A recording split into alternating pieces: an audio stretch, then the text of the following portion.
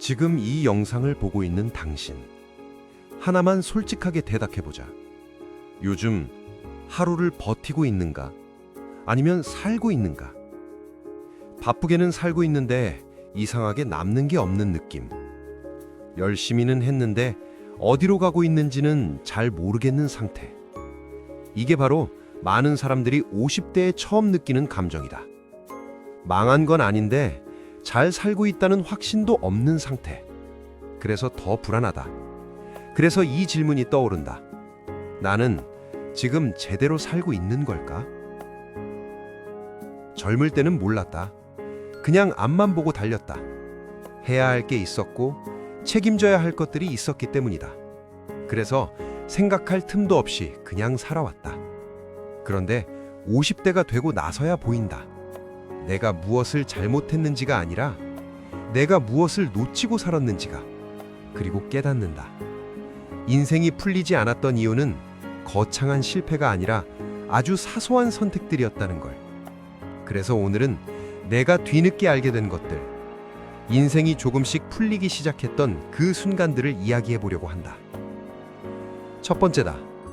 잘못했을 때 인정하지 않았다. 괜히 자존심이 먼저였고 이기려고 했다. 그런데 이상하게도 그럴수록 문제는 더 커졌다. 나중에 알았다. 인정하는 순간 인생이 꼬이는 속도가 멈춘다는 걸. 두 번째, 모르면 묻지 않았다.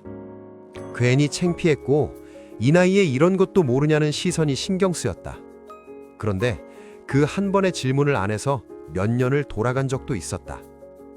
세 번째, 우울하면 그냥 참고 넘겼다. 괜찮은 척했고 시간이 해결해 줄 거라고 믿었다.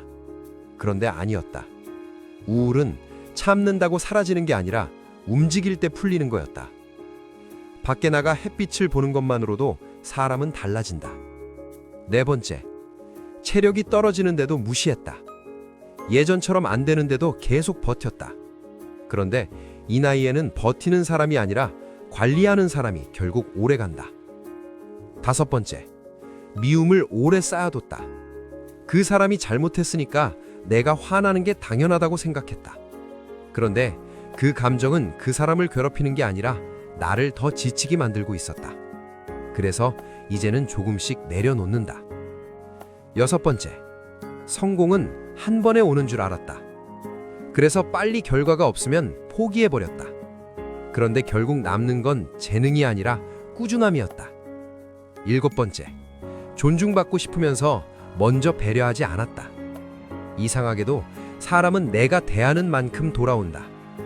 여덟 번째, 관계가 힘들어도 억지로 붙잡고 있었다.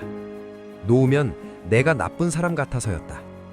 그런데 모든 관계를 지키는 게 좋은 사람이 아니라 지켜야 할 관계를 아는 사람이 더 현명하다는 걸 이제야 알았다. 아홉 번째, 마음이 복잡해도 멈추지 않았다. 쉬면 뒤처질 것 같아서 계속 무언가를 했다. 그런데 멈추지 않으면 더 멀리 못 간다는 걸 이제야 안다. 마지막이다. 행복은 나중에 오는 줄 알았다. 조금만 더 버티면, 조금만 더 이루면 그때 행복해질 거라고. 그런데 아니었다. 행복은 지금 선택하는 거였다.